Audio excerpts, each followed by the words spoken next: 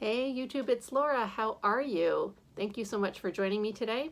I have been doing a terrible job of doing a video a day for 30 days. This is probably not a good month for me to try to do that, but I am going to keep going and try to do at least a few a week, and hopefully make them more entertaining than my sad attempts at doing one a day. So today's topic I think is really interesting.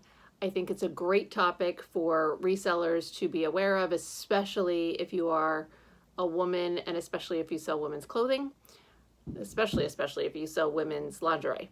I will say that this may require a trigger warning for some people because I am going to talk about possible sexual solicitation in messages. I am going to try and be gentle about it, but I know that different people have different sensitivities to things. So please bear that in mind when you're watching.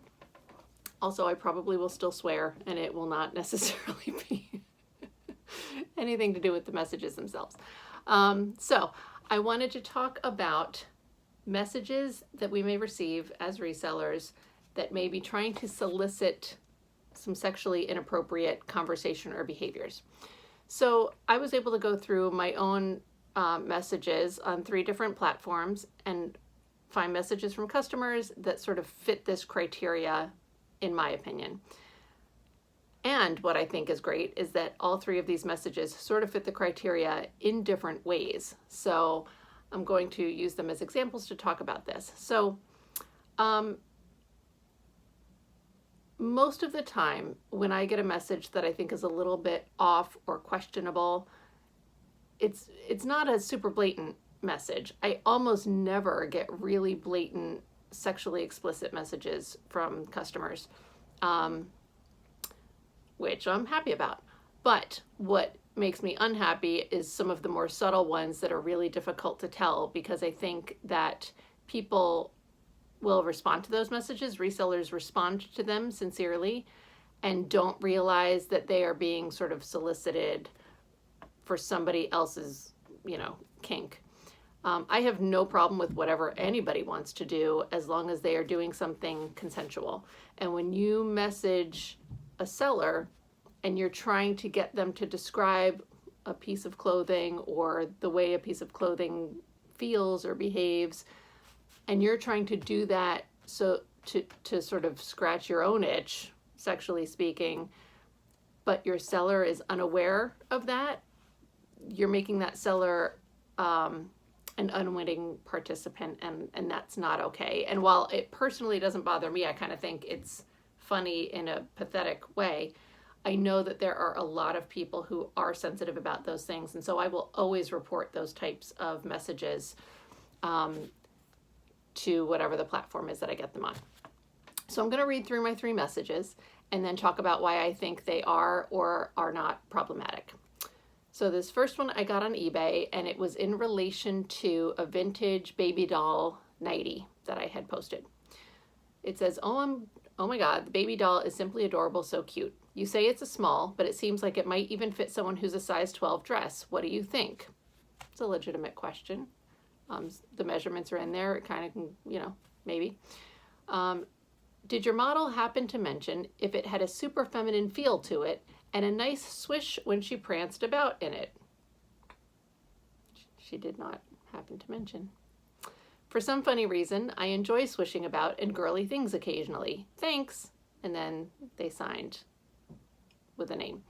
So this message, obviously there's something specific. Did your model mention, does it have a super feminine feel and a nice swish when she pranced about in it? Not a normal question that you would get on an item that you are reselling. In my opinion, this is not a message where the person is trying to solicit me to engage in sexual conversation with them. I may be incorrect. The way that I read this message is that this is a person who enjoys wearing women's lingerie. I believe that this is a man, based on the name that was signed, but also just the experience. I've gotten messages like this multiple times in the past, talking about feeling very feminine and swishy and, you know, the way something feels on the skin, but not in a way where it's more like it's men who enjoy wearing women's lingerie. They see it as sort of a subversive act. They are not open about it necessarily, or they are open about it with a certain people. I think they kind of get a thrill out of being a man wearing women's lingerie. That's the thing that gets it for them. They're not trying to get off on me talking about it. They're trying to get off on thinking about it and the idea of wearing it. That's the impression that I get. And I sometimes find that these men will send messages, not so much trying to engage with me in a sexual manner, but that they are trying to be able to talk about something that they probably don't get to talk about very frequently, and it's something that they enjoy. And I don't even know that it's necessarily sexual per se. So I don't find this to be harmful myself. I don't find, it seems pretty harmless. I did respond to this customer. They did not purchase the lingerie. So I responded to the question about the dress size. Would it fit XYZ size? And then about the super feminine feel and if it had a nice swish. So the only thing that I responded to there are some vintage slips especially that are made out of nylon material that, I don't know what the type of material is called, but it makes like a swishy sound when it moves or when it rubs on things. And there seems to be a group of people that kind of are super into that, you know what I mean? So I did say that this fabric was very soft and did not make any swishing sounds. I didn't say anything about how it felt prancing about in it because I didn't want to address that aspect of it. So I tried to respectfully answer the questions that I felt were related to information somebody might need to know to purchase the item and leave it at that. My own personal thing.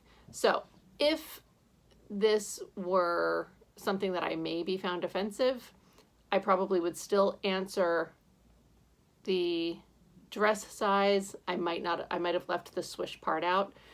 But because I felt like this was about this person's own experience with the item that I wanted to sell, it felt okay for me to answer. I'm going to move to the next message, which I felt was more invasive.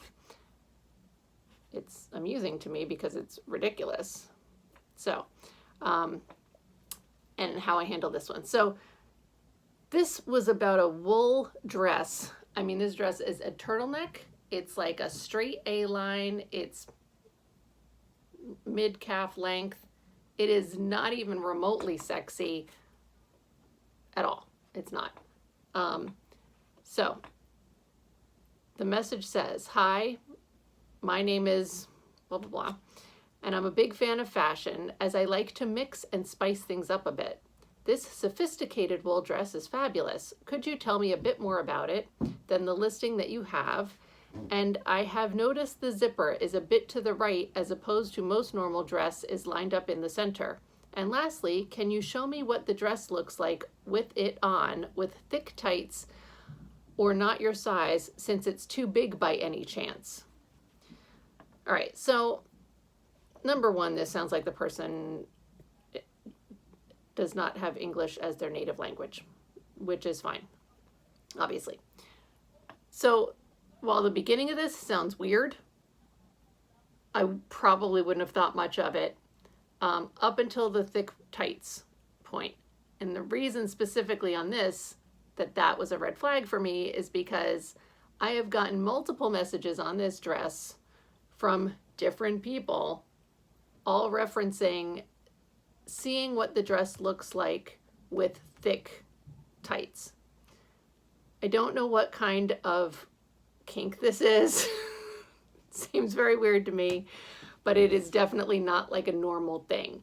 These messages have been sent from different accounts, different names, sometimes a male name, sometimes a female name.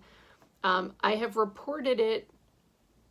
I don't remember if I reported it the first time. I probably did not, but I've definitely reported it every time since.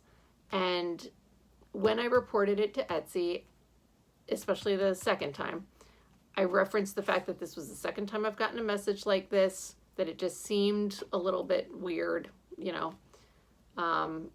But like in this also, this message, I'm a big fan of fashion as I like to mix and spice things up a bit. Somebody who just is actually interested in this dress is not going to say that to me. It's just weird.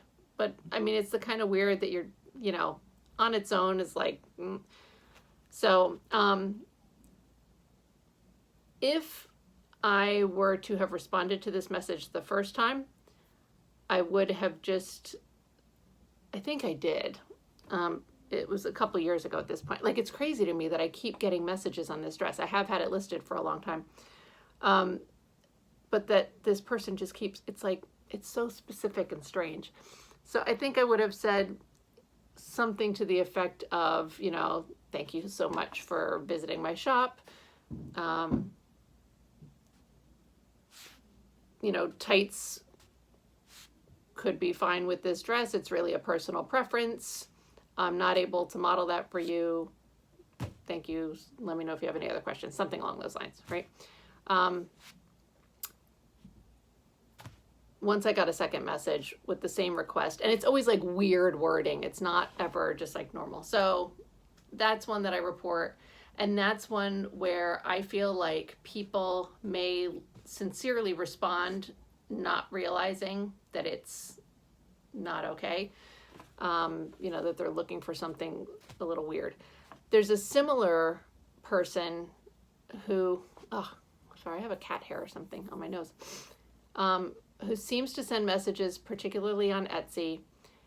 And I know about this one because I am in a Facebook group and multiple sellers in the group have gotten these messages from this person. So they typically message about like shirts that have like a button front shirt with like a dagger collar, maybe a Western style, and they have like buttons at the cuffs of long sleeves. And the request from the person is to have a photo of the shirt with the sleeves buttoned up and held like the hands held up like this, right? I don't know why.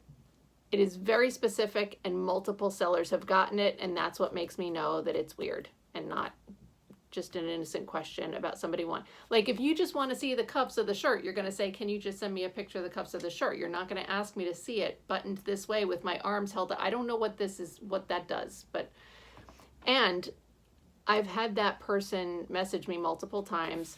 One of those times, maybe twice, they've sent, I think more than once, they've sent a picture as an example of what they want. And the times that I've seen the pictures, I don't remember if the pictures were always sent to me or if it was sent to other sellers in the group, but it's been different pictures. So I feel like there are sellers who are responding to this and giving this person ammunition. So I also report those. So those are two things that are just really, I mean, you would never think of like a Western style shirt or of this, you know, very conservative looking wool dress and black tights or thick tights, like what, it's weird, right? But those do seem to be sexual in nature, and like the person is trying to engage someone unwittingly in that kink. The third thing that I'm going to read a message for, this was on a set that I had listed that was a plus size shirt and shorts set. It was marked as like 18 or 20, size 18 or 20, and I am a size 6.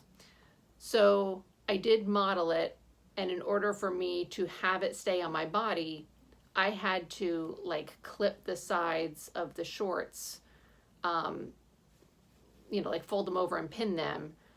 And I mentioned this in the listing that they were clipped. And I mean, it actually looks somewhat ridiculous on me. I just don't have, like, I modeled it because my alternative is really on a hanger against the wall.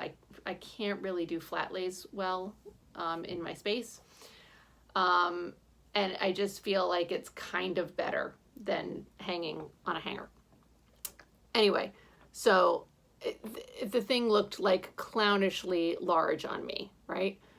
So the message says, "This is so cute. I love oversized sets, but is there any way you can tell me if you encounter a camel toe issue if you pull the pants so that they're high-waisted?" Number one, yeah, they're high-waisted shorts. Number two, I mean, I guess you can pull anything up high enough and cause a camel toe issue, right? But number three, like if you see a picture of me in the shorts, it seemed like such a crazy question to me. So I initially did not answer it, and I don't like not answering at all because I feel like the platforms want you to engage with people. So when you don't answer messages, it kind of, I don't want to say, I mean, I feel like it kind of messes with your algorithms. I don't think that ignoring one message is going to, send your numbers tanking, but I think that in general, it's good to engage with the people who send questions to you. So I usually will answer them, but I just couldn't come up with a way, like I felt like it was a weird question, but I don't like to assume.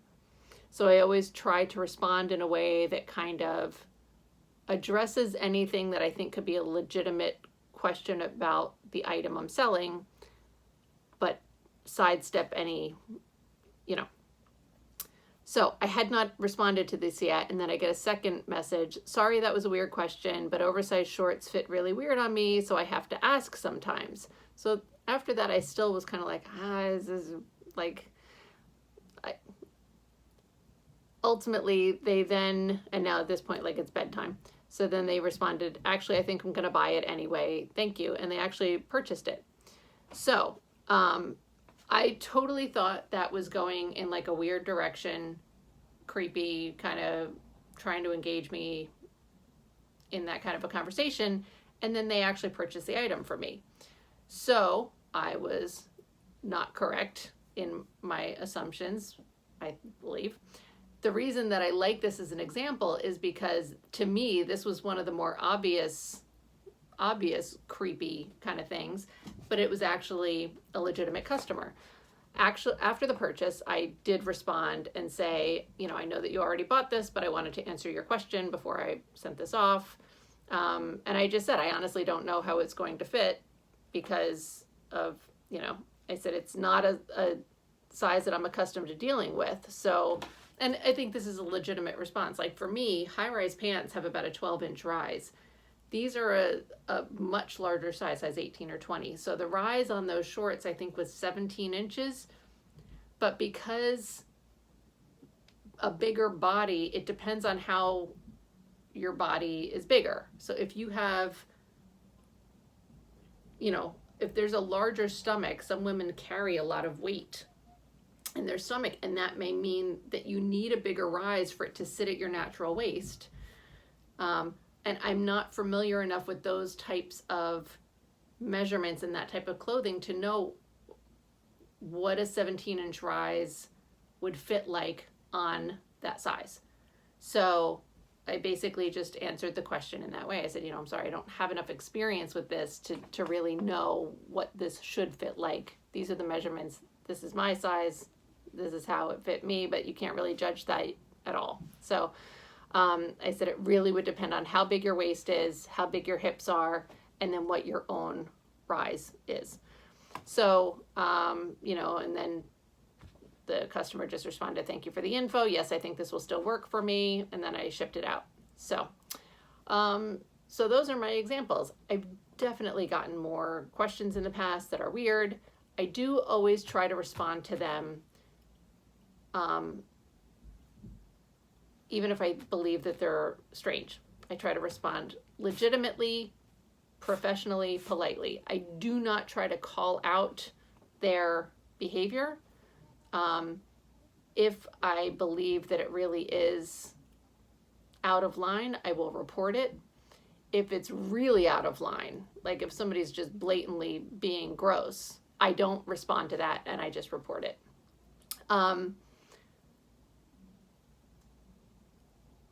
I will say, like with the thick tights customer, like I said, the first time I got that message, I replied to them.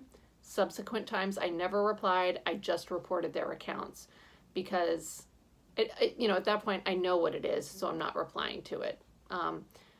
But I do want to, A, give people the benefit of the doubt, and B, keep my responses, keep my response rate high and keep my responses positive and professional. I do always try to respond in a way that would not embarrass me if somebody were to screenshot it and post it somewhere. Like, I don't know if you guys follow, like on Instagram, there's an account called Depop Drama. There's one for eBay too, where people will like submit insane message,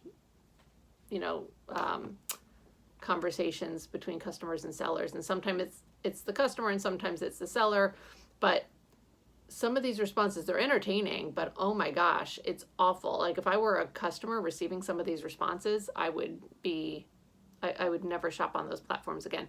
So I try to represent the platform well, be professional, etc. But I also do not want to I don't even want to call them customers. I don't want to give these people a way to victimize sellers. And especially sellers who may not realize that that's what's happening. And I will say that being in reseller groups online has been a big help in being able to recognize some of these behaviors, because as in the case of the person with the weird cuffs, somebody will say, oh my gosh, I got this really weird message today. And, and sometimes it's just like, this was really weird. And then you read that and you're like, I've gotten that message before, like that exact message. And it also helps when it comes to scams and things like that. So if you can find a good reseller group on Facebook, some of them are absolute toxic nightmares. But sometimes even in that toxic nightmare, it's worth being in the group and sort of trying to ignore some of the toxic stuff and absorbing some of the good information, because I learned so much from many of these groups. So I hope that you guys enjoy that. I hope that this was helpful. And I appreciate you watching. Thank you so much, and have a good evening, day, morning. I don't know what time it's going to be when you watch us. Thank you. Goodbye.